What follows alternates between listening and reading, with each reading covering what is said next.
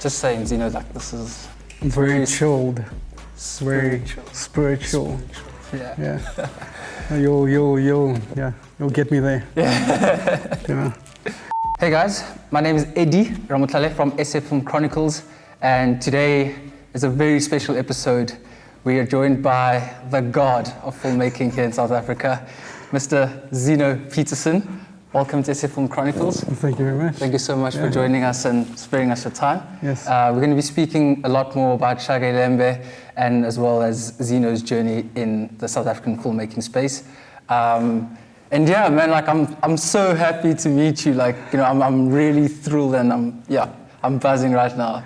No, thank you. Thank you for inviting me, man. Like I always feel slightly not embarrassed when people talk about me or compliment me, you know. I feel honored to be here. Thanks for giving me the opportunity. Yeah, and I also want to say congratulations on SHAKA iLEMBE. Thank you. It's a series that's been a long time coming, but it's here, 18th of June, on Mzansi Magic. You know, it's quite exciting. But you know, I want to start off with like asking you that the first SHAKA iLEMBE was released in about 1986, and this was around about like I think like 37 years ago. You were probably like 7 years old at the time. However, you know, you fast track a few years later, and you ended up going to film school at AFTA. Yes. And you know, when you got to film school, did you ever think in your spirit that, you know, you would shoot such an iconic story?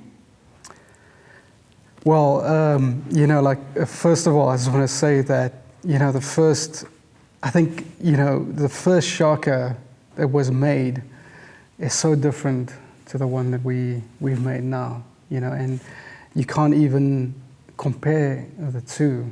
You know, there's beautiful things that they did in the old one, but I feel like, you know, the one that we created right now is a bit more culturally correct, you know, and it also, you know, we have actors that speak Zulu instead of English, you know, which it's a clear difference between those two. It's not a remake, it's a new story that we're telling. You know, it's told through the Zulu's perspective. It's made by Africans, you know, South Africans. So it means a lot. And just to answer the rest of your question, no, like I never imagined that I would be sitting here today talking about it. And I feel like it's something that has slowly been growing, you know, over the years, like in this industry, you know, like from us starting with Isibaya. And I feel like all those shows that we made, you know, it just prepared us for this, you know, to make this show. And it was the right time to make it. We could not have made the show earlier on in our careers. I felt like everything kind of just came together, you know, and all the people that created the show was at the right time, right place. So I feel very honored to be part of it, you know. Yeah, and of course you are the director and the cinematographer as well. Yes, I'm one of the directors. One of the directors. Yes, I'm one of the directors. I mean, we had an amazing team of directors led by Angus Gibson, you know, which, you know, he's been my mentor over the last couple of years working at BOM. And we've got other people like Adze Uga, MQ, Catherine that came on board to help us out as well. And I also took on, you know, the title of cinematographer as well, which was a challenge, you know, to direct and DP a show this big was probably one of the most challenging things I've ever done, you know, in my life and in my career. But it was so rewarding as well. Yeah. Yeah. Yeah, and it's quite an experienced crew that you guys have there. I mean. Yeah, like I mean, you know, on the way here, I was thinking about the crew and everybody that, you know, I would like to thank and shout out. But I believe that, you know, it's impossible to do that. Like I feel like every single person on that set contributed to the show, you know, and what it is today and how it looks, you know, from the producers all the way down to the guy that made coffee. You know, I feel like everybody was part of that creation of this beautiful thing. So I'm just grateful to be part of that team, you know, of creatives. And yes, like you said, it was some of the best people that came together. Yeah. And it was like a family coming back together, because it was all these people that we've worked with over the years, you know, that started with us on Zone 14 and Jacob's Cross, you know, so we just pulled in everybody from all those years, and we just said, you know what, it's finally time that we do this big thing as a family together. Yeah. And just to give you guys more of a brief intro for Zeno Petersen, he's the director and cinematographer for SHAKA iLEMBE, and he's got over 23 years of experience, and I think that's big. That's big, hey? That's really... You're giving away my age. And you hold a BA Honours in cinematography from AFTA, of course, and you've worked on shows like Jacob's Cross, like you mentioned, Isibaya, MTV Sugar as well, and now, of course, the exciting SHAKA iLEMBE. So yeah, I mean, the trailers is looking quite fire. Like some of the series of trailers that I've seen is looking absolutely amazing. So, you know, I think the whole country, actually the whole world, we're actually all looking forward to seeing the series as well. So, I mean, the series was, from my understanding, it's been a long time coming. You were in the process of producing the series, I think, back in 2018. Do you by any chance know like what the delay was, and why is it only coming out now? So I mean, we decided that we needed to take the time to do the research, you know, the proper research. We didn't want to jump into a project not knowing the history, not knowing the culture, and you know, like Mnet gave us the time to do that, and also just to, you know, prepare the scripts. You know, we didn't want to just write something and put it out there, just, you know, just to get it done. So, you know, Desiree and Angus took that time in writing the scripts and doing the research. And it's amazing, you know, just that process, thinking back, you know, that it feels quite long, but it was needed, you know, because we had to speak to so many different people. You know, we had to speak to all the families, we had to do all that research, we had to go back in, you know, the archives and do it properly, because I think that is probably the most important thing about this project, is to make sure that the culture and all of that is portrayed correctly, and the language, you know. So I don't think there was, you know, a delay per se. It's just about us getting it right before, you know, putting it to picture. Yeah. And I mean, it's worth the wait.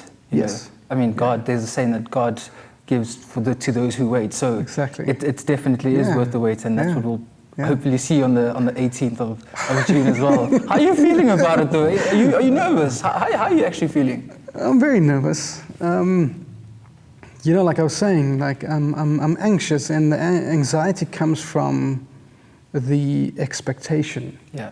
You know, there's a lot of expectation from everybody. There's a lot of expectation from this country, not just South Africa, Africa, and the world, you know, because they're waiting to see if we can deliver a project on this scale. You know, it is one of the biggest shows ever produced in this country. So I think there's a lot of expectation from everybody. Did we get the culture right? Did we get the language right? You know, did we get the casting right? You know, everybody that plays all these characters, you know, because people tend to compare us to the old one. Yes. And, you know, it's an unfortunate thing, because I wish people could just see this as its own thing and not compare it to anything else. You know, I always make this reference when people, you know, bring up Henry Bele. Yes, yes. You know, the first and one, yes. as amazing as he was, I always say to people that, hey, you got to think about it like this. How many different actors played Batman? You know, True. How many different people played Superman? And there's one for every generation. Yes. You know, my Batman will be Michael Keaton, your Batman might be Ben Affleck. And I feel like this... I love him, actually. I do like him. You know what I'm saying? Yeah. So, and I feel like this version of Shaka is for a new generation. You know, people growing up right now, you younger people, will take this on as their version of Shaka, and they will not look at the old one. You know, they will go like, Nomzamo is our Nandi, Lemo is our Shaka, and you never know. In another 30 years, you know, when they remake it again, it's going to be somebody else, and those same, you know, questions and comparisons and everything will come up again. Yeah. But isn't it like for you, like, isn't it such a beautiful thing for Africans like us telling our own African stories? I tell you, it is one of the most beautiful things and experiences, you know, because you immerse yourself into that world, you immerse yourself in that culture. And for us to tell this story is so important, you know, because it's through our lens that we're telling it, you know. And again, you know, I don't want to keep comparing it and talking about the old one, but, you know, the old one was told through like a European's perspective. I mean, you know, it comes into that world through a European's lens and eyes. And then the story of Shaka through their eyes emerges in that series, you know, whereas ours, we telling the story through the people surrounding Shaka.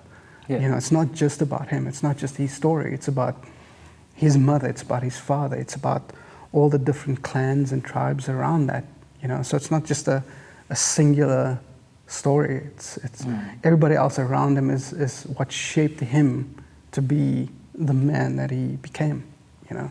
Yeah. And we're gonna touch into that also a little bit later, but I want to get into more of what your job was for the series, which is the one of the directors and, you know, the head DOP as well. Can you just give us a bit of a breakdown of some of the challenges and how you approached shooting a visual style of like a 1700 in our current modern climate? So, you know, we always kind of like look for what is the motivation of light, you know, what is the motivation of movement and so on. So we always start by going back and looking at old photos and old paintings and stuff like that, you know, going, okay, what motivated that kind of light? Because we wanted to create something that feels real, you know, that makes you feel like you actually are there. You know, we obviously wanted to create something that looks beautiful as well, but we didn't want it to be over stylized, you know, because we felt like if we created something that's too over stylized, it will just pull you out of that world. Whereas we wanted to have you immerse in that world. So, you know, for me, the challenge was to go, how do you light a scene in a hut? You know, a hut's got one door, there's no other windows, and you've got a fireplace in the middle. So you only have two sources of light in a hut. So that was the challenge for us. It's like, how do you use a small door, you know, the sun is like this big, and light coming through there, and then you have the option of using the fire, and how do you shape that? So working with my gaffer, Dave Howe, you know, we just decided, okay, it's about how do you bend that light? Like, how do you mold the natural light and make it look beautiful? So it's like challenges like that we faced, but I think we managed to find a way to kind of like keep it as natural as we can and also still make it look beautiful, you know, because it's important to do that, you know, find that balance between those two. So you guys used a lot of like, you know, like low-key lighting and what cameras did you shoot on? So we shot on the Sony Venice. Oh, the Venice. Yes, we shot on the Sony Venice. We also shot on the FX9 for some second unit stuff. Like, can you just give us a breakdown or just in more depth from your experience as well, you know, working with cameras. I've always believed that there shouldn't be any camera movement unless there should be a reason for camera movement. Yes. So we're not just going to be going into a, you know, a push-in shot, pull-out shot, or, you know, tilt, or, you know, there's got to be a reason for that. I mean, do you agree with me? I agree with you. There should always be motivation for the camera to move, you know. And, you know, for me, I either use motivation when, you know, like either actors moving, you know, so there's movement in the frame, you can do that. Or it's in, you know, what is the, you know, the dramatic point in a scene, you know. So I look at a scene and I go, okay, that moment when he rejects her or whatever is a moment where you want to pull the attention to her face, or you want to pull the attention to her emotion in that moment. And that allows you then to use camera movement like a slightly push in, you know, or dolly out or whatever like that.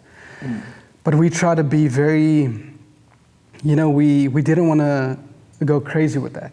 Okay. Everything's motivated because we felt like, you know, the first thing is that the story is always the most important thing. Yes. Not the camera movement, not the way it looks. Obviously, it needs to look beautiful. But the story is always important, and we didn't want the camera movement and the way we use the camera to distract from that. You know, I wanted the camera to be quite still, composed, and, you know, I wanted movement to be motivated. And because if you're just tracking everywhere, if you're just doing all those cool fancy shots, it can look messy. It starts looking messy. And also when you want to do it and when you want to use it on a very important moment, it doesn't have the same impact because people just saw 10 other moving shots. Yeah. So when you finally want to push in on a moment, it doesn't really have that same impact. You know, as opposed to not having movement at all, and then all of a sudden the camera just pushes in on a close-up of Nandi, and she's crying and a tear drops down, and then you feel it more, you know. So we were very strict when it came to that. And what's your lens choice for, like you mentioned, a close-up of Nandi? What's your preferred lens choice, especially on like a Venice? And I know, I think Matteo shot Queen Sono on the Venice as well. Yeah, he did. Yeah. So yeah, what's some of your lens choices there? You know, we shot in the Super Supremes, Zeiss. You know, Super Zeiss Supremes, lenses. it was so beautiful. You know, and we had this 85mm lens, which was just such a beautiful lens for close-ups. But then again, you know, lens choices also really depends on the moment. You know. We didn't want to just use 85s on everything, you know. It's the same thing as movement for me. So it was an interesting process. Yeah, I also want to ask you, like, what motivates like your lens choice? Like, you know, where you're going into a scene, of course. I mean, you've got the script and the breakdown, and you've also done your script breakdowns. So I'm forgetting this word. Guys, help me out. Storyboards, there we go. Your storyboards. Sorry, I just left my mind. You've also got your storyboards. But how key is preparation actually before you actually start shooting the scenes and you've got the actors on set? Like, how important is preparation of knowing the right lens that you to use in a specific scene or in a specific shot? Can you give us some insights on that as well?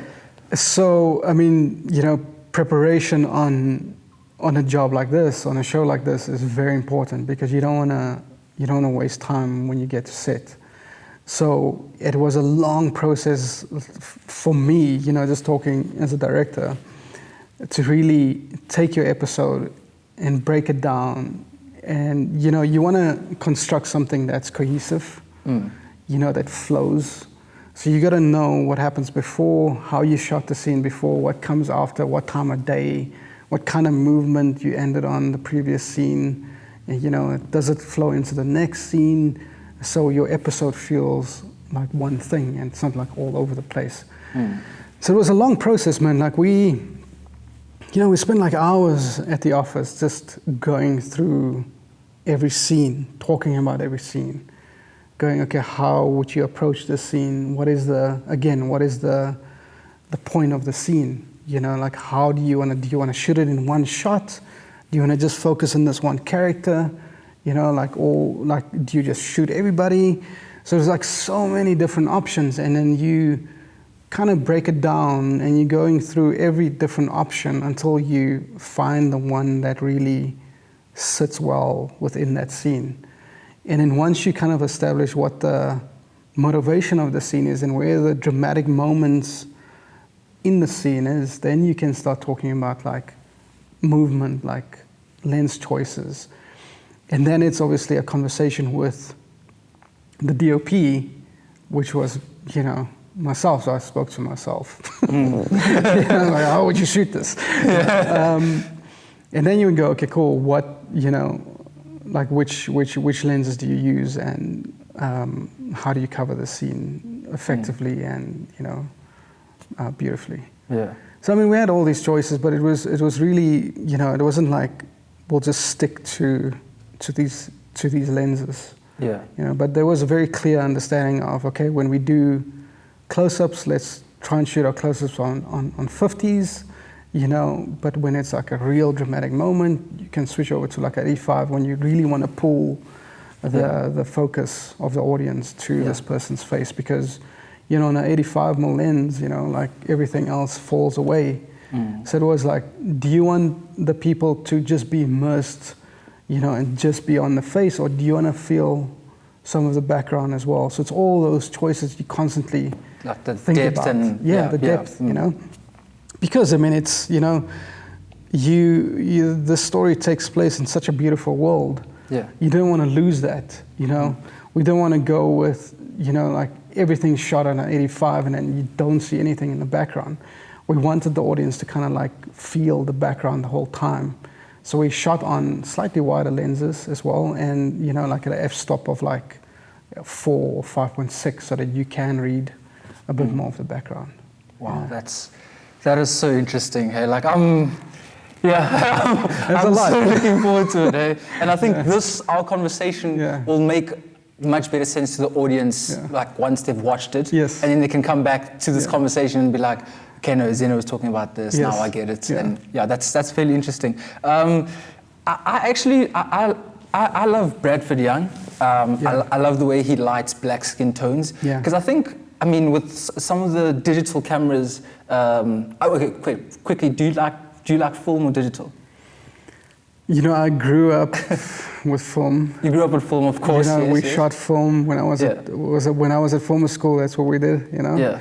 But then obviously that shift to digital over time came. I love digital. I mean, the things you can do with digital is just amazing. You know, so I'm quite excited to see where it goes. I'm a fan of it. I mean, I understand the process of it. It's much easier to work with. You know, you have a clear idea of what you're getting on set. You can see, hey, it's sharp. It's, you know, you've exposed correctly. Whereas with film, you know, it's like you never know what you're gonna get, you know, until you go to telecine. So there was always like, you know, the thing when we shot in film, all those music videos back in the day, it was always like, whew, we hope it's sharp and we hope it's exposed properly, you know. So I do love digital. But I was saying that I love Bradford Young in the way that he lights black skin tones, because I think that with the kind of cameras with the cameras that we have, to a certain extent, now this could be a debate as well, but to a certain extent, I think that was suited and made to suit more European skin tones. I mean, and it kind of makes sense because that's where the cameras are constructed, you know. But and in terms of with SHAKA iLEMBE as well, I mean, you've got a majority black cast, and can you just talk us through like how you went about, you know, lighting their skin tones? Because I know like Nomzamo Mbatsa's skin tones are a little bit lighter than maybe most of the cast. Well, luckily for me, you know, like, you know, I've been working in this industry for quite a while, you know, and, you know, I grew up in this industry lighting black skin. Yeah, so coming from, you know, all those Isibaya days, you know, like really it's just trial and error, finding, you know, interesting ways to light black skin. But I feel like we've created a very beautiful way to light black skin. And on Shaka, like I said earlier on, you know, it was about how do you use natural light and firelight and moonlight, and how do you shape that. And I think it's about like how you soften the light for black skin. And the challenge is all the different tones of black skin that you get as well, you know, and finding that balance of everybody's skin tone. And also just the lens choice, actually, funny enough, makes a difference how people's skin tones read, you know. That's interesting. And obviously with digital, a big help with digital is that you go into, you know, post and you can manipulate that, you know. So as long as you have a good base, you know, as long as you've exposed properly and you didn't underexpose, then you can really shape that skin tone in post as well. You know, so we have that going for us, which helps a lot. But yeah, it's really about just looking at, you know, so talking about Nomzamo, you know, the challenge with Nomzamo was that she starts off as a young girl, Yes. you know, so we pick up the story with her before she's pregnant, and we're telling the story until she becomes queen, you know, and she ages like 20 years. So it was like, how do you light her, you know, when she's like 20, you know, or 16 or 17, and how do you light her when she's like in her 30s? Yeah. You know, and it was really about shaping the light and softening the light and so on. Yeah. But I mean, we didn't have like all these crazy gels and colors and everything to worry about. It was literally just like daylight and warm firelight. Yeah. And I like that you say that, because I mean, it is a story about in the ancient times as well. And they didn't have electricity. No, so I think the Yeah. use of natural light, like you mentioned, was so key. Yes. And wow, now I'm actually even more excited to see that correlate in the story. Yeah, that's very interesting. And like, but also you do collaborate with like the makeup and art department as well. Yes, about we like do. the shades of, you know, Yeah, so that whole process takes place right in the beginning as well, you know, and pre-prod.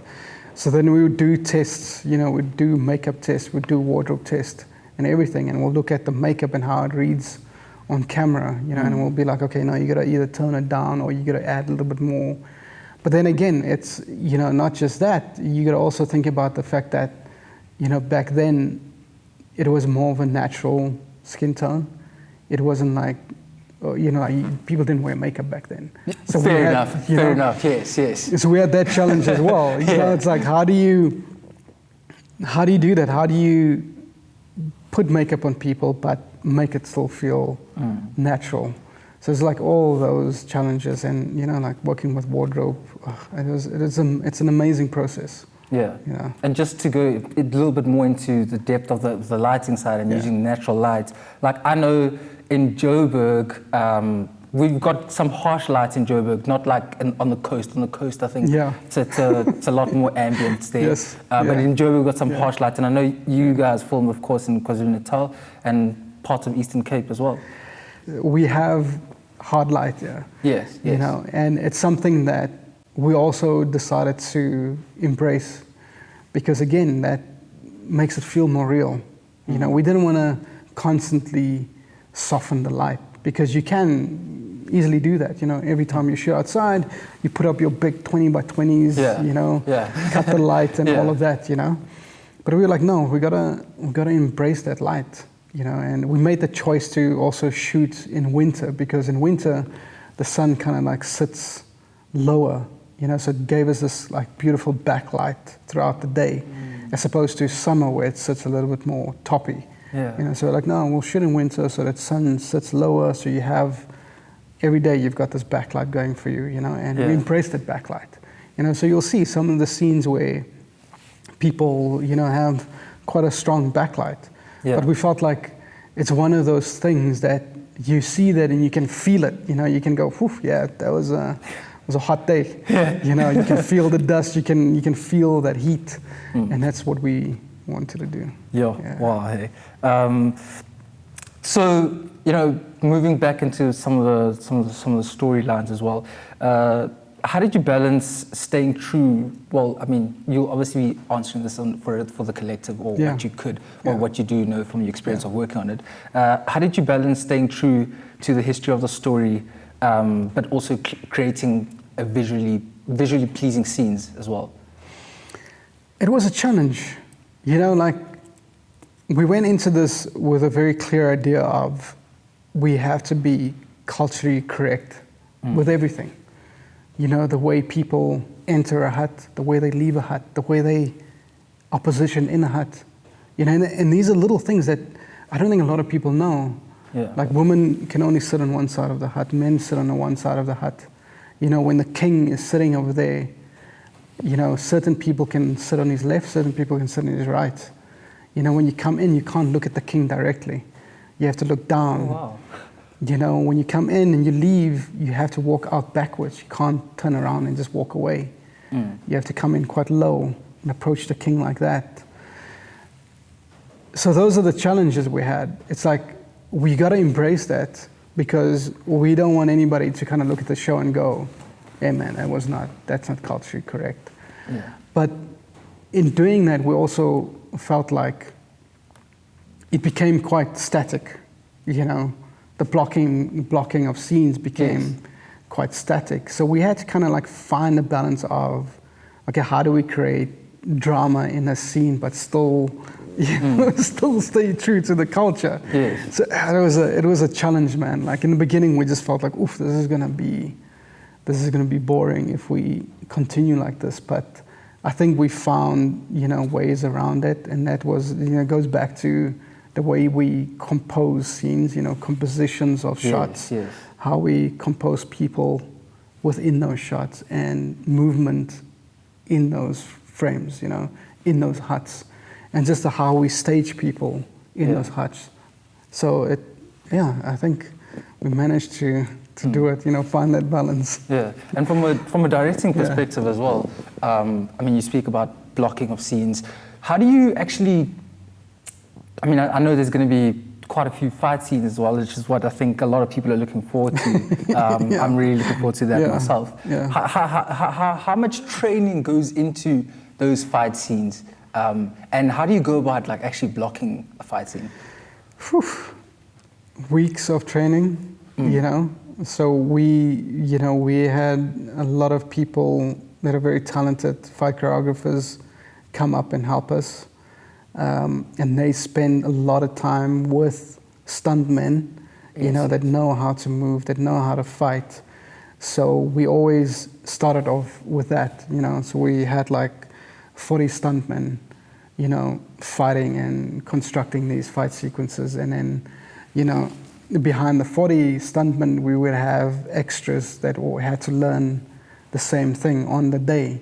Because you can't, you know, like if you imagine shooting a battle scene with 300 people, you can't rehearse a scene like that for days with 300 people. It's just too costly, you know. So you train your stuntman, and then on the day you kind of like fill your frame with the stuntman, and then, you know, behind the stuntman you fill the frame with the background extras, you know. But again, it's such a process, because you need to look at the script, you break the script down, you find the through line and the story of that fight sequence, because you need to have something that kind of like grounds you. It can't just be like shots of 100 men fighting. There always needs to be some kind of, you know, a character that you follow within that fight. Yes. So once you establish what that is, then your fight choreographer goes off and he starts working with the actors, and they go away and they train for a while, and then the director would go and look at that, you know. And then on the day, it's about putting all those different elements together, you know. And it's like so many people that's involved in that, you know. It's not just one singular person. And how do you actually use your cinematography style in order to, because I don't believe in we're not just going to be just shooting a story at different angles or different compositions just for vibes. I believe that we've got to be telling the visual parts of the story. So even if you mute the sound, you've got to be able, the audience has got to be able to read and tell the story as well. So how do you use that? But how do you use your visual storytelling to suit the narrative of the protagonist? That's interesting. It's just a question on the top of my head. Yeah, I think like it's like choices you make. It's like it comes down to how do you light them. How do you grade them? How do you create that world? Like how does it feel different? It's like the angle you shoot your protagonist. Like do you shoot him slightly lower to make him feel slightly bigger than everyone else? It's like looking at the grade and we go, okay, cool, maybe we grade their world slightly more desaturated, and make the other worlds a bit more saturated. So you feel this clear difference between these two worlds, but obviously sometimes those two worlds cross as well. So you don't want to make it too complicated. You don't want to be in a situation where you're like, oh man, we only shoot this person like this and we only light them this way, but then when that same person meets somebody from the other world, it becomes a very complicated thing. So it's very little subtle things that we would do, like, okay, we'll shoot him handheld and everybody else is very static. It's a lot of things like that that kind of like adds up, but then in the end when you watch it, you kind of like go, okay, cool, I can feel it. And I mean a lot, for me, the actors bring a lot to the table, it's important that they shine. Like I always say, like if that doesn't translate, then if people look at my shots and they see that before they see the actor, before they see the story, then I didn't do my job. I want my thing to recede as opposed to pop out. Yes. So essentially it is about the story. So people should actually focus on following the story, and then later come back and be like, oh, that's a dope shot. Yeah, the exactly. is good. Oh, the direction. Yeah. Oh, okay. Yeah. Well, that's very interesting. It's important because I feel like like when you're trying to be too fancy with your camera work, people are going to be focused on that. And then you lose the dramatic element of the scene. And I've learned over the years, that's important. When you're growing up, you always, you go out there gung-ho and you're like, I want to come up with the coolest shots, and the camera's tracking and it's like all these cool shots where it's like moving around. And we used to do that a lot on Jacob's Cross, where it's just at like the coolest shots every time. But over the years, I, realized that is not important. It's about telling the story, and even if it's two shots and it's a close-up on Nandi and a close-up on Senza, and that's it, and people feel for that moment, then I've done my job. Absolutely. Yeah. And if you guys are on your phone right now, definitely go on to Zeno Petersen's Instagram at Zenography, right? Yeah, no, I changed it. Oh, you changed it? This is my name, Zeno Petersen. Okay, sorry, at Zeno Petersen, because Zeno has been posting daily Instagram posts of the life on set on SHAKA iLEMBE. So if you want to see like some awesome behind the scenes stills, definitely go check it out. What made you come up with that? And I like that it's also like a countdown to the premiere day. But what made you come up with that concept? Like, daily posting. I think it's brilliant. It's absolutely, and the stills are amazing as well. Thank you. Thank you. I mean, I always loved photography. I mean, that's how, my love for the film industry came to be.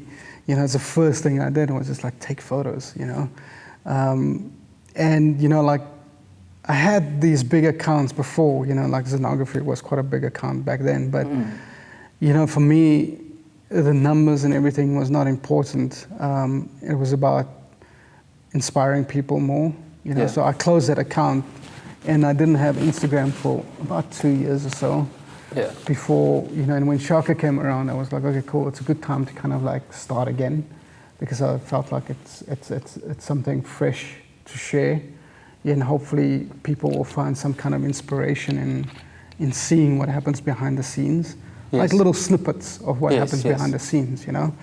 So I posted some shots during the production of Shaka, but then, you know, when it like hit 60 days before, you know, I was like, it'd be cool to kind of like do this big countdown, you know, to the premiere. And it's funny how many people follow that, you know, like even, you know, like people at, you know, at Mnet, you know, tell me, hey, we keep checking your Instagram, you know, to keep us on track to go, hey, we've only got, you know, that's 10 more days left, you know, so it's a nice thing, but it, you know, it comes down to just inspiring other filmmakers and younger people, you know. For me, that's important. I hope it will. Yeah, I hope those young filmmakers that will be watching this as well, I hope that, I mean, this conversation and as well as the stills and the story as well will inspire. And that's what I was saying, like, I think, I feel like, you know, like we were speaking off camera earlier on and I was like, for me, this is kind of spiritual, speaking to you as well. It's like, it's like a dream. It's like a dream. And you know, like this morning when I woke up, there was just like a different taste in the air. And just like, just, you know, the film gods are speaking to us. You know, I feel you, man. Like I agree. Like I don't think I can really kind of explain to people what this process means to me. And feels like, you know, some people might say, you know, it's just another production. You know, you've done so many other shows and, you know, but it really, you know, there was something magical being on that set. You know, it was like everything. We just felt so blessed. You know, from the king coming. You know, from just his Sanusi. Oh, am I saying the correct thing? Yeah, he's Sanusi. I don't think that's correct. You know, coming to set and singing praises, you know, before we even built anything, you know, and he came and he tied the grass together, which blessed the land that we were shooting on. You know, and being part of that process it just means so much more than just shooting another show. You know, everybody that was involved, it felt like the actors, you know, just embodied those people. You know, it feels like every actor came there and every spirit of who they represented kind of just filled them on a daily basis. You know, so that's the kind of feeling that kind of like ran through that set every single day. You know, every time we did scenes, you could just like feel it like seep through the screens, you know, and just like tears running down our eyes sometimes watching these scenes and watching these performances, you know, where after a take you would just sit and you go, did we just witness that, you know?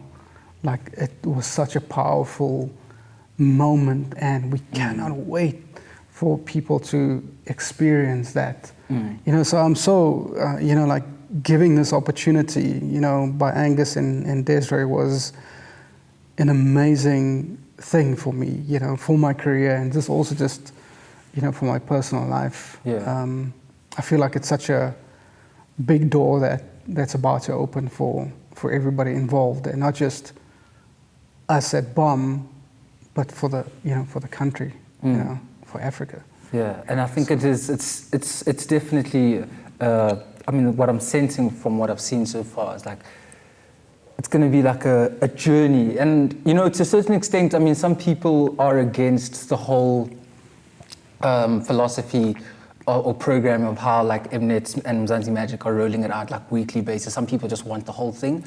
But, I mean, I also would like the whole thing. But, you know, I think I also feel that it's a journey and the next 13 weeks, or well, 13 weeks from the premiere, we're going to go into three and a half months of a journey into the spiritual African, connecting with our African gods.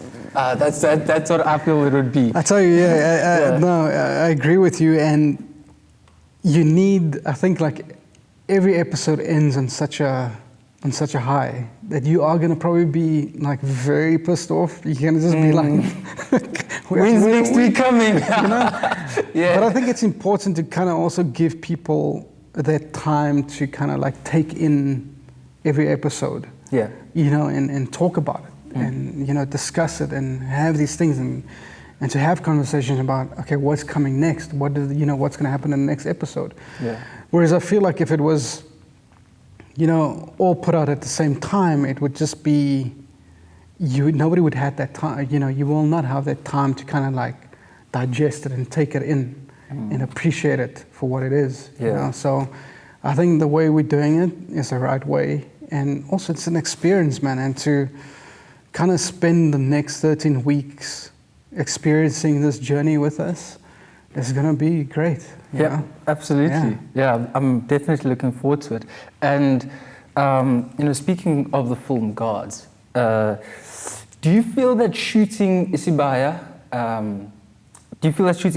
which is a Nguni story as well, for so many years as well, do you feel that the film gods were like kind of preparing you and, the universe was like saying, take this project, take care of this project for a few years?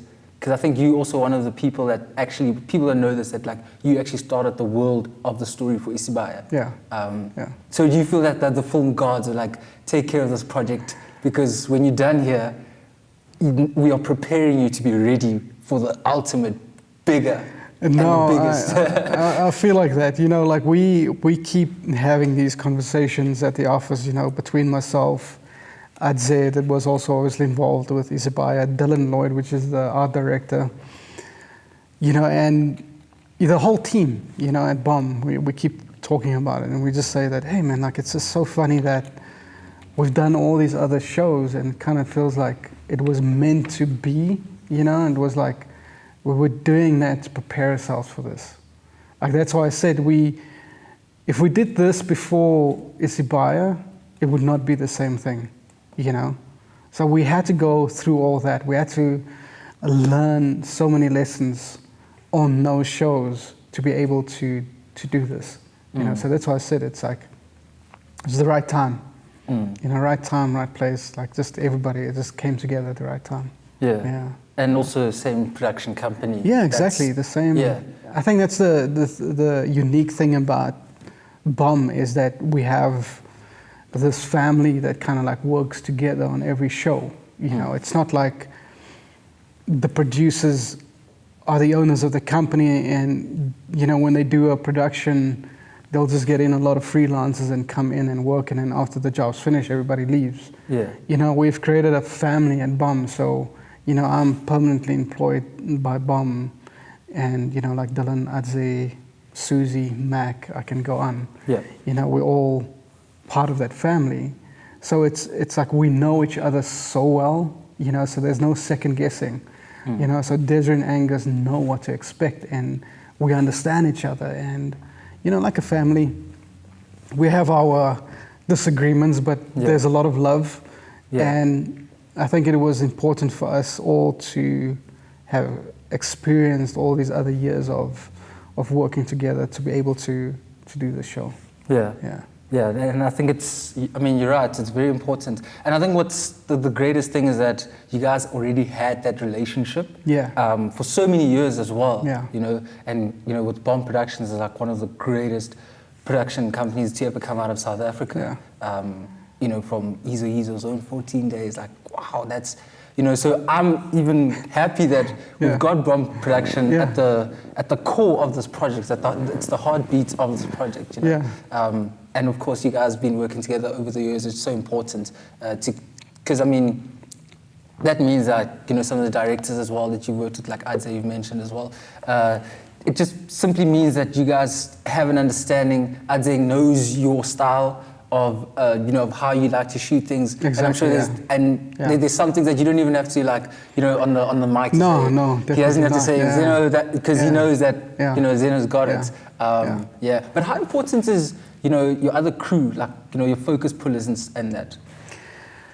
Yeah, so I keep repeating myself saying that like everybody on the set is like so important, and we managed to find a very good camera team, led by Lipu, who was the main focus puller on the show. And, you know, she was in charge of running the whole camera department.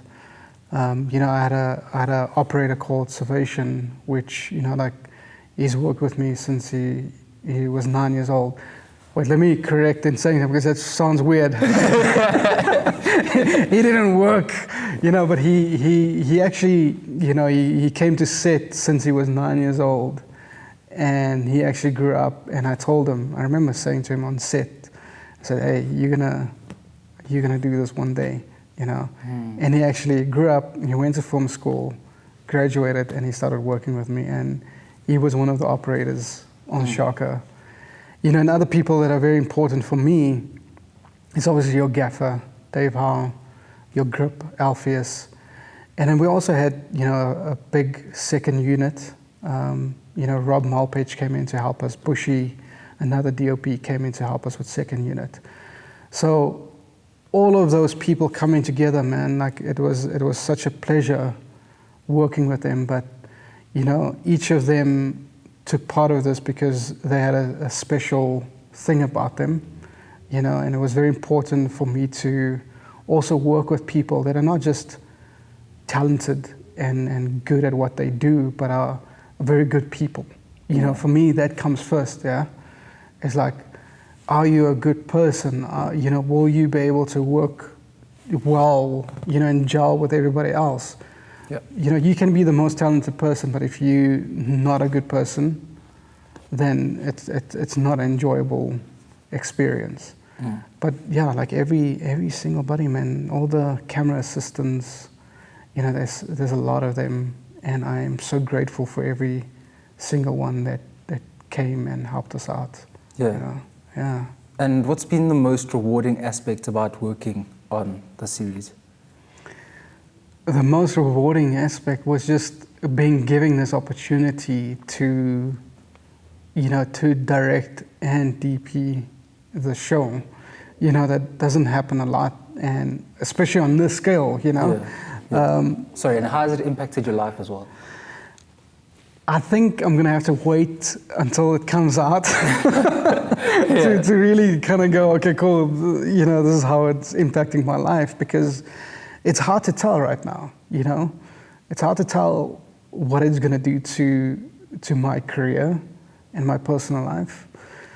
But if I had to just think back, I mean, you know, learning about the culture is always important for me. Yeah. Experiencing all of that is important to me, and I feel like it gave me such a good understanding of the culture and the language, and it's such a beautiful thing to experience.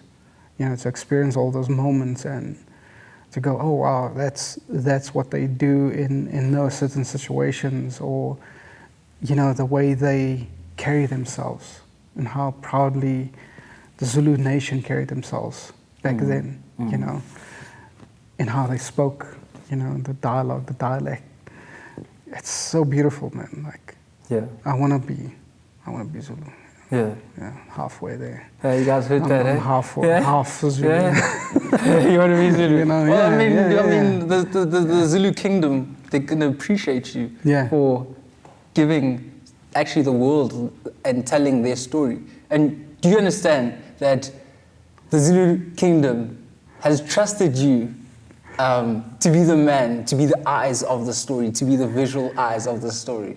Isn't that incredible? How do you feel about that? Scared. Scared, you know, but I mean, yeah, it goes back, you know, it goes back again to just feeling so blessed and being blessed by the king. And, you know, the previous king, you know, before he passed away, we got his blessing to do this and tell the story. And it was very important for us to get that blessing.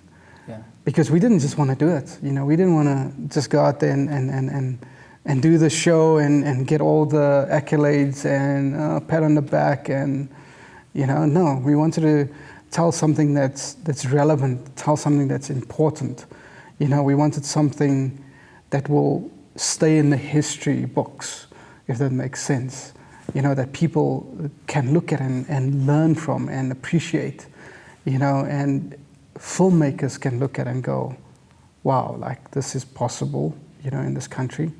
I mean, there's been other shows that's been done in this country that have, you know, that's absolutely beautiful.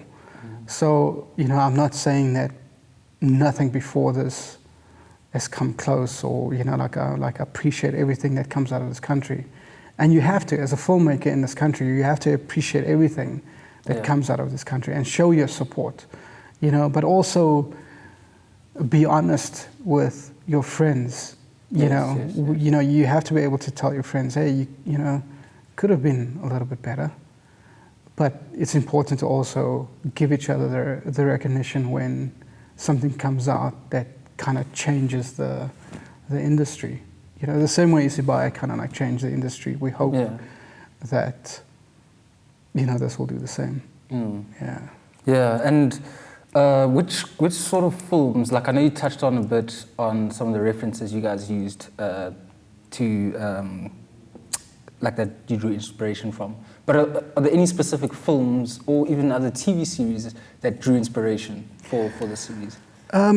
So, you know, I thought about this question, and the funny thing is that we didn't really look at other films, you know, because we wanted to create something unique, you know, so we looked at a lot of old photographs, old paintings, you know, and Angus Gibson, who is the, you know, lead director and creative director of the show, you know, he's got this ability to find like one picture, you know, for all the shows we've done before, he'll find like one picture and he'll be like, that is what I want the show to look like, you know.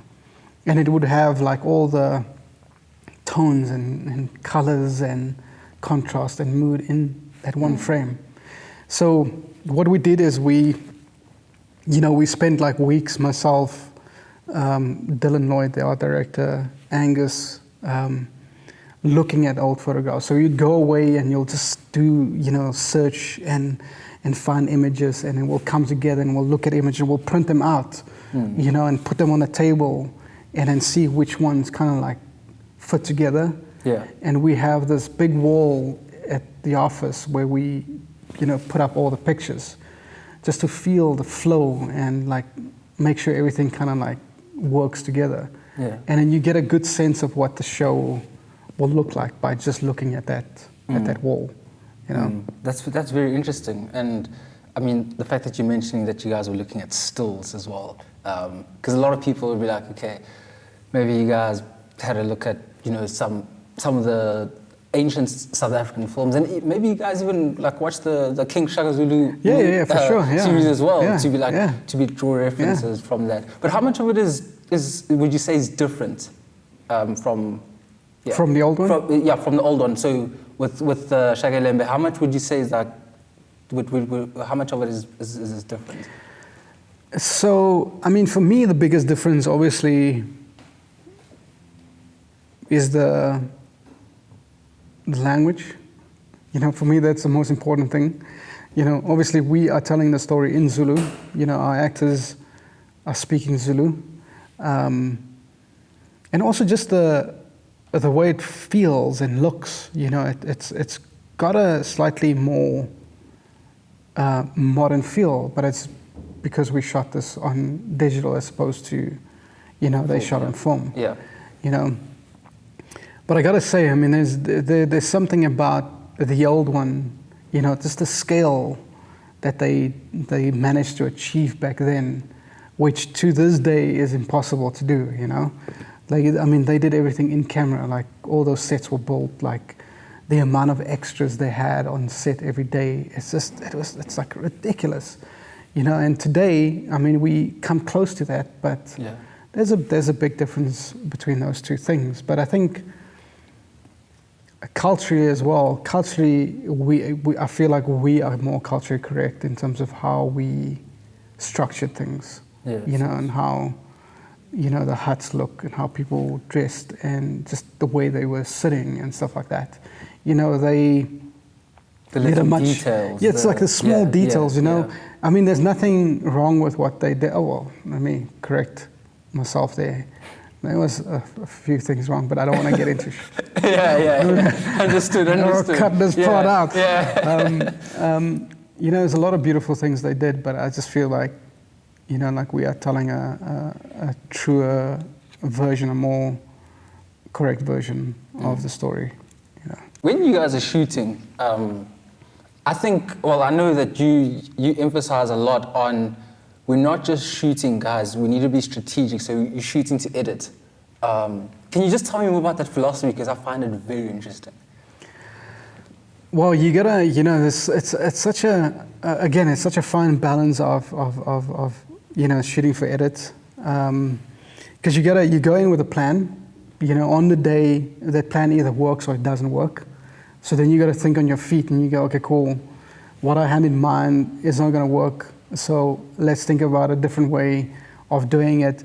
Maybe it's because, you know, like you don't have enough extras, you know, or there's something wrong on set, so you have to quickly make up another plan. But you always want to cover yourself so that you have room in edit to kind of manipulate the scenes, you know, and that's something that I learned recently. You know, Angus Gibson works like that. He shoots for edit. Yes. You know, yes. A lot of the times I shoot the scene the way I see it in my head. So I'll shoot it and I know those are the 2 shots I need. I'm not going to need anything else.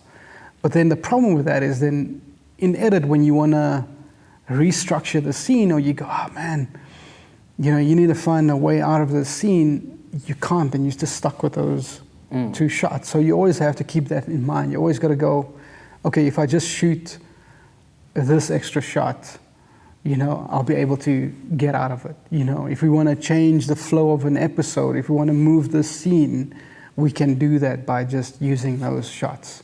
Yeah. So it's something that I learned from Angus, and it's amazing what you can do by doing that. You know, you can like restructure a scene completely. You know, it was like one thing when you shot it, but then, you know, when you start cutting it together, you're just like, oh.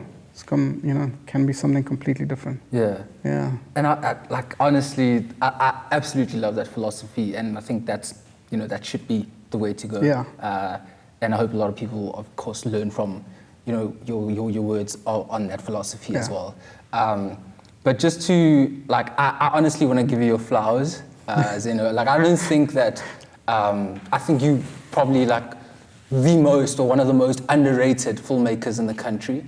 I really think that you deserve more recognition, and you know, it's also like part of my job working in media to do that and profile, and that's why we do what we do here at SFM Chronicles. You know, is to show appreciation to our filmmakers and, you know, profile them and highlight them, and, you know, show that the work that they do.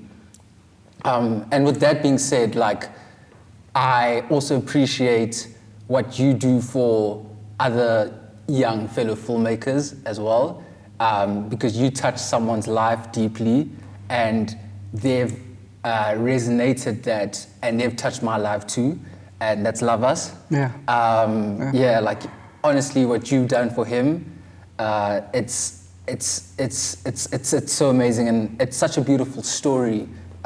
Your guys, you know, how you guys met and your working relationship was that. And just to express on my side, like, he invited me on a set before when we shot Carrots. And that was the first time I met him. And I went on the set once. And ever since then, like, my life has changed. That's when I actually started SFM Chronicles. And that's because of you, you know. So that's why, like, I'm so appreciative of, like, you touched his life, and you know. So yeah, I don't know if you want to touch more on. Well, thank you on that. No, really, I appreciate your words, man. Like, I don't know, it's tough. Like, you know, like I think I told you earlier on. Like, I don't like, you know, it's hard for me to say compliments, you know, and you know, when it comes to like talking about being underappreciated, like, I don't really think about that, you know, because I feel like your work should speak for you, or if that's the correct way of saying it. And as long as people see that and appreciate that, and young people get inspired by it, that for me is important. You know, I don't need to be the face of that. You know, the work needs to be the face of that. You know, and it's, you know, I would love to help more people, you know, like I did for, you know, with Lovers. And I know, like, every day, you know, I get a lot of people coming, you know, to my DMs and asking me for opportunities and stuff like that.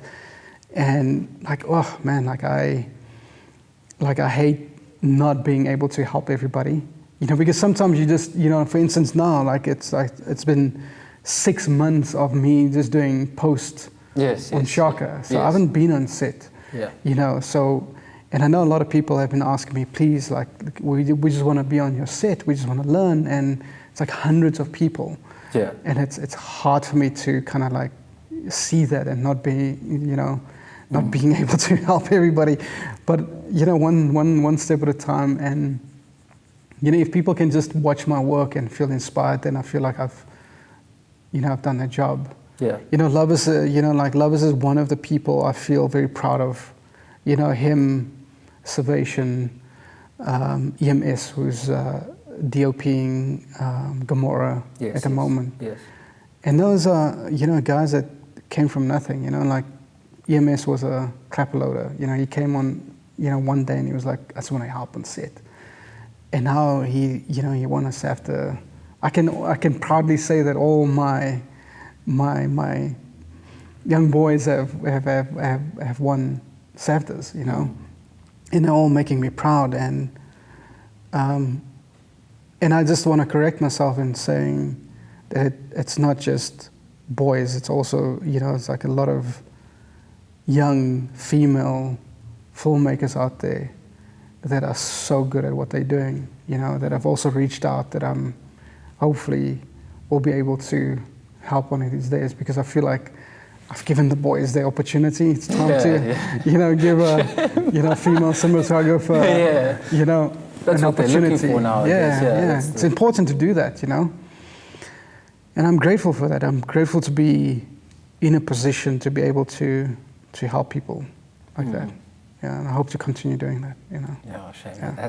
That's deep, man. But yeah, but yeah, no, thank you so much, Zeno, for that. I just want to go into some of the questions that I asked, like subscribers and follow community have for you. So the first one is from Mulisa. So he says, he's asking, what is your advice to upcoming filmmakers on how to take their project to broadcasters? My advice is, you know, try and find a production company. Try and make friends with production people, because that's the only way that you can get into broadcasters. You know, like BOM gets their work from broadcasters, you know. So it's either broadcasters come to us and say, we want you guys to do a telenovela, or we want you guys to do the show, or we pitch shows to them. It's very difficult for an individual to approach a broadcaster, because they need that reassurance of a history of you having made, you know, films or you know, telenovelas or some dramas. sort of experiences. So I think, the best thing is to go to production companies, you know. I know a lot of people come to BOM and go, you know, Angus, we've got this project, or, you know, I wrote this thing. And he'll look at it, you know. Angus is one of the kindest people, you know, and I know he's got lists of projects that he reads on a daily basis. But, you know, if it happens, it happens. Man. I think that it's important to be patient, you know. Like, absolutely. You got to be patient. You can't rush it. Like for me, you know, I started off in the industry when I was in my 20s, and, you know, I'm like 44 right now, you know, and it's only now that I'm doing Shaka, and I feel like it's the most important project I've ever done in my career. So you got to be patient, you know, and not rush it. It will happen, you know. Yeah, okay. The next question from Masentle, and she's asking rather, when it comes to shooting night scenes, what innovative rigging techniques did you employ, and also with underwater scenes? Sure. So the night scenes was a challenging thing for us because, again, it came back to what is the motivation? Where does your light come from? And, on Shaka, we only had 2 sources of light. It was like moonlight and fire. So we used a lot of fire, actual fire within the scenes to motivate light.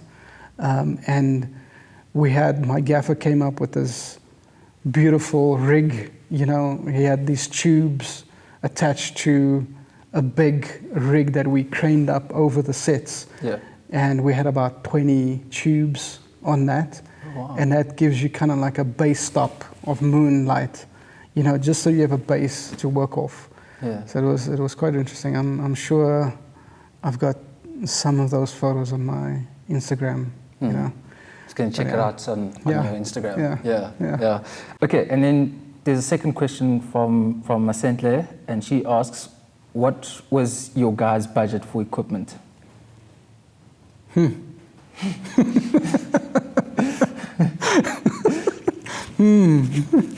Something we cannot talk about.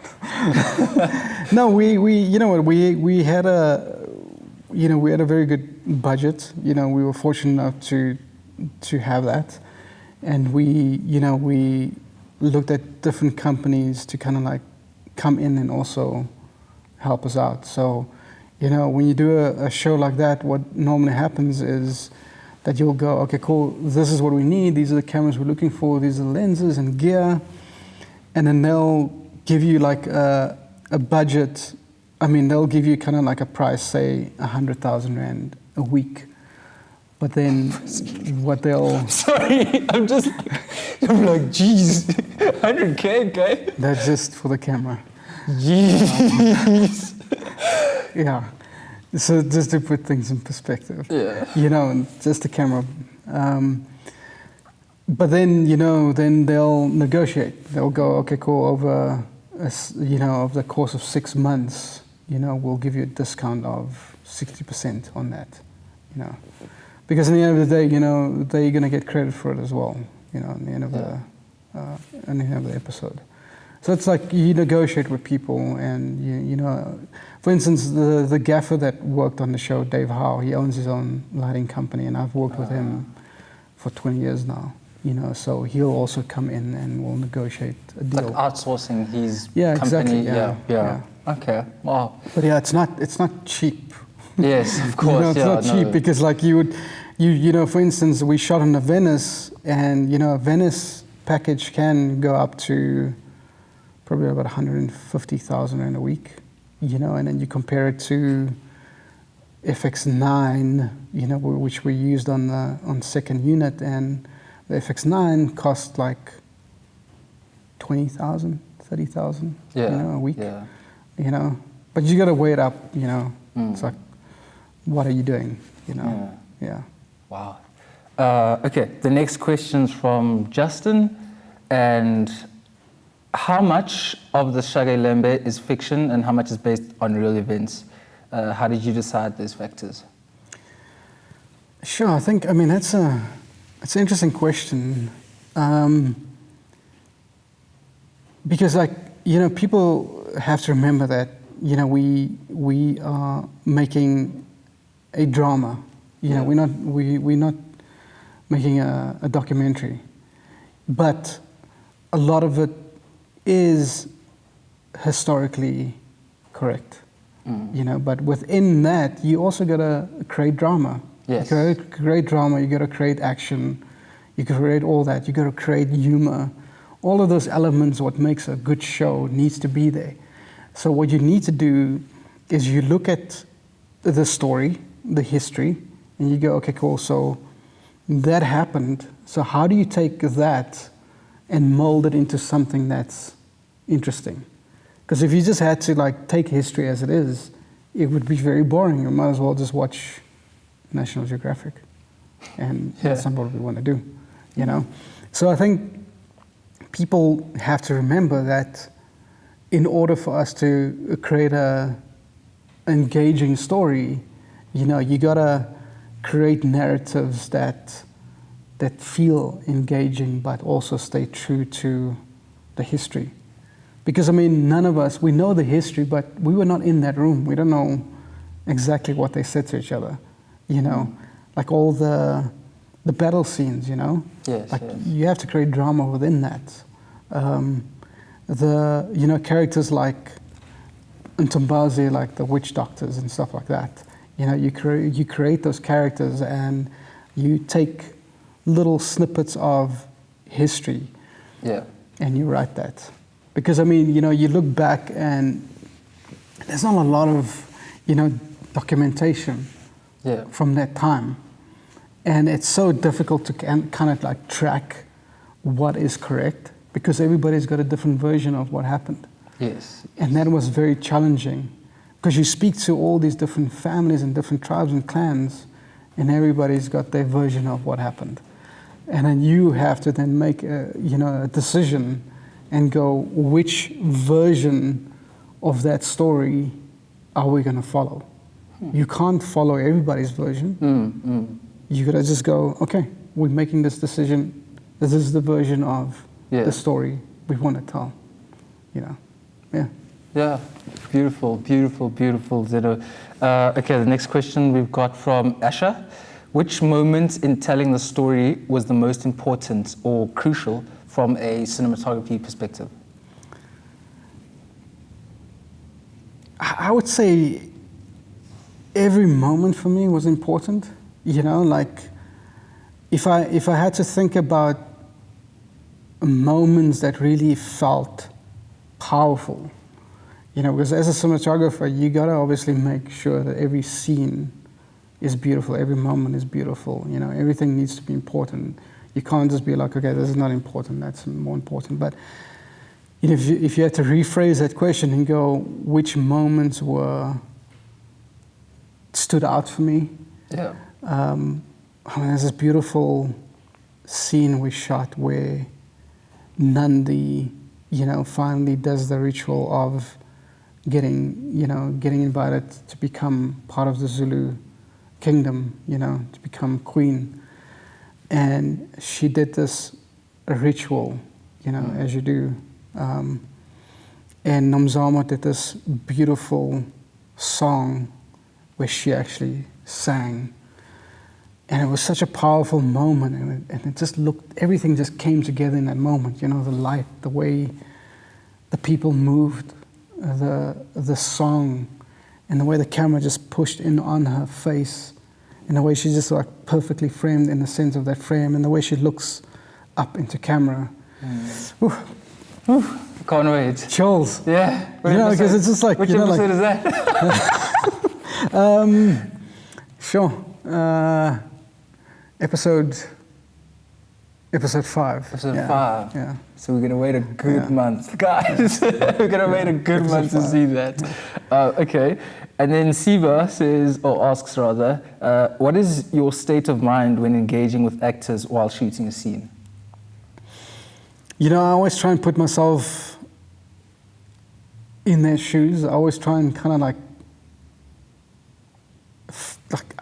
it's hard to explain actually. Yeah. Because I always try and act out the scene in my head, you know, as that character and how they would feel.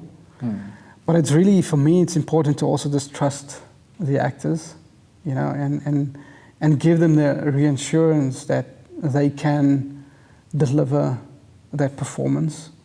You know, so I have conversations with them before we do the scene, and you know, just conversations about how they feel, what they feel is the most important moment in the scene. You know, what they feel, how their character would react to certain situations. You know, I'm not a director that likes to tell people, okay, you know, on this line you gotta sit there, on this line you gotta look there. You know, I want my actors to bring what they bring, because that's why they're there, you know? Yeah. Nisha, you want to ask a question? My question. Okay, just come speak into the mic, so that people can hear you. It's okay. Keep rolling, guys. It's okay. Keep rolling. Just say your name and your surname.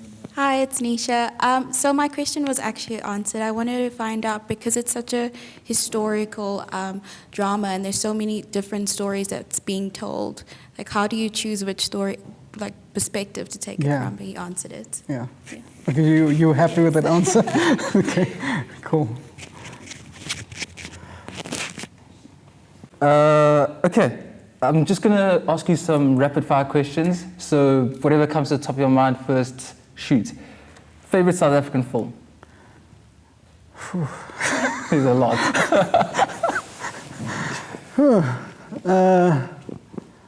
Favorite South African film? Tsotsi. Yeah. Nice. Yeah. A South African film director you would like to work with? South African film director I'd like to work with, I mean, it will have to be my friend Thabang Maloya. T-Bag? Yeah, T-Bag. Nice, nice.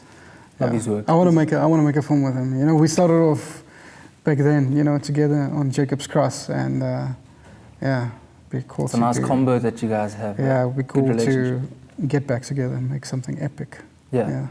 Do you have any superstitions before stepping on set? Always have to have my cup of coffee before I go to set. That's a standard filmmaker's one, though. If I don't have my coffee, man, I'm like, what's going on? We're not going to roll a camera. Yeah, you know? Okay, fair enough. If you could have dinner with any filmmaker, dead or alive, who would it be and why? Shoo. Denis Villeneuve, if I'm saying that correctly, is the director of Dune, Blade Runner, you know, Sicario, all those films. I'd like to chat to him. Like, I feel like he's got such a unique perspective and view and eye, you know, and he makes the type of films that I would love to make, you know, like direct and shoot. Yes. Like if he calls me up and like, yo, come, I'll be like, I'm there. Yeah. Yeah. Like he inspires me quite a lot. Yeah. Nice. Your favorite cinematographer besides yourself? My favorite cinematographer. I can't remember. I mean, it's actually the guy that shoots for him. Oh, okay. I just his name slipped my mind now, which is a bit silly and not impressive. And in South Africa, who's your favorite? In South Africa, these are tough questions. These are more difficult. I understand you're leaving out some of your friends, guys. It's not personal. There's nothing personal. These are rapid fire questions. The first person that comes to his mind. The first person that comes to my mind. Oh my goodness. No, like I hate answering questions like this because I feel like everybody's got their, everybody is so good at what they do, and everybody's got their own style, and it's hard to kind of like point out one person and say that is my favorite person, because I learn from everybody. You know, you look at everybody's work and you go, I like the way he lights, I like the way he moves the camera, I like the way he composes shots. And it's unfair to kind of go, that one guy's my favorite. Yeah. I feel like everybody deserves the credit. So everybody in South Africa. Yeah. No, fair enough, Zeno. And this is a last rapid fire question from our audience. This is a crazy one. How much was your first big paycheck and what did you do with it? Shoo. I'm not going to tell you how much. Was it 6 digits? No, definitely not. No, not that big.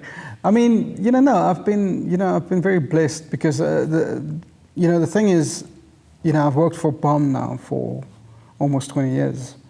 So, in doing that, I've been able to kind of like, get opportunities and obviously, buy things like, I'm a big fan of cars, So I love cars. So I've there's this running joke at the office that I keep changing my car every year, which I do. But I love it. And, I feel like the reason why I do that is because like we spend a lot of time in our cars, back to set and everything. It's like you hardly spend time at home. So I appreciate that. Like I want to enjoy that ride to set every morning, you know. So yeah, that's what I spend my money on. Yeah.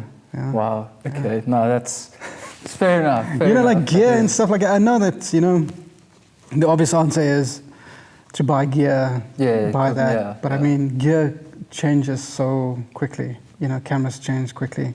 I mean, if you want to invest in something, invest in lenses. I think lenses are very important to invest in. More than cameras. Do not buy a camera. Buy lenses. Why that take? Why buy more lenses? No, because lenses, like, you know, to this day, you know, you look at what Bradford Young does, you know, he still uses old lenses, you know.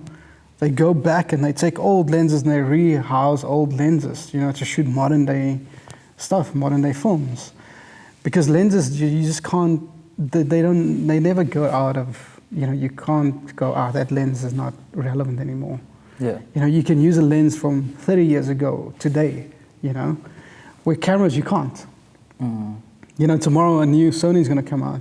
They're always like developing. It's just like, what do you do? Now you bought this one today, tomorrow a new one comes out. So, yeah, like that would be my advice. Just invest in lenses if you have the money. Yeah. Zeno, thank you so much for coming through and, you know, gracing us with your presence. Like, you know, the energies are amazing. I can feel the energies are good. And also in terms of when SHAKA iLEMBE drops, of course, like the whole world is excited to see the masterpiece that you've created. We're excited to see the picture that you painted. You know, so yeah, it's gonna be amazing. This is huge. Our country needs a production. We needed this. Especially with what we're going through as a country. I think this would be a project that's, you know, going to take us back and, you know, appreciate of our heritage and our culture and who we are. And this project reminds us of that. So from myself and the crew and the team, we'd just like to say thank you so much. Continue going, never stop, keep chasing your dream. You know, SHAKA iLEMBE's one down, now you go for the next thing. And, you know, personally, I'll always be there to root for you. And looking forward to season 2. That's it, man. That's it. Thank you. Thank you so much, man. Your words really mean a lot to me, and I appreciate it. And thanks for this opportunity. I can't wait for people to see this. Yeah. Awesome. Yeah, guys, please make sure to check out SHAKA iLEMBE, 18th of June. It's going to be premiering on the 18th of June, of course. Sunday, 8 o'clock. Is it 8 o'clock? 8 o'clock, 8 o'clock, yeah. 8 o'clock on Mzansi Magic. And then it's going to be rolling out each episode one week at a time. So, yeah, looking forward to that. And from me, Eddie Ramohlale, thank you for watching this interview. And please do follow us on social media at SA Film Chronicle on Instagram, Twitter, Facebook as well. We're available there. And please also, you can subscribe to our YouTube channel, and please click on the notification bell so that you are notified every time we drop new episodes with our fantastic South African filmmakers. And yeah, peace, love and happiness. Goodbye. Cool.